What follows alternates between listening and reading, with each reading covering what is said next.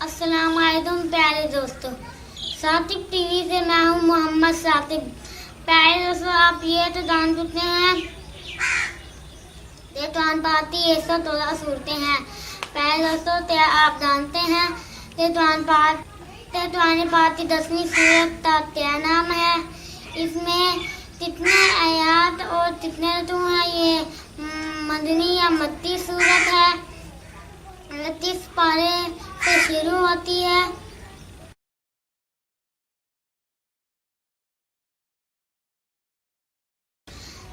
तो प्यारे दोस्तों, हमारे पास 10वीं सूरत यूनुस है।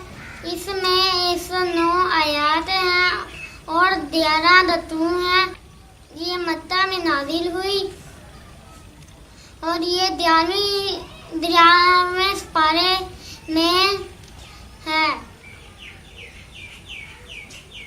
तो प्यारे दोस्तों, उम्मीद है आपको ये वीडियो जरूर अच्छी लगी होगी। अगर इसी तरह की मालूमाती वीडियो हासिल करना चाहते हैं तो मेरा चैनल सातिक टीवी तो सब्सक्राइब करना मत भूलिएगा, ताकि आपको मेरी आने वाली वीडियोस मिल सके।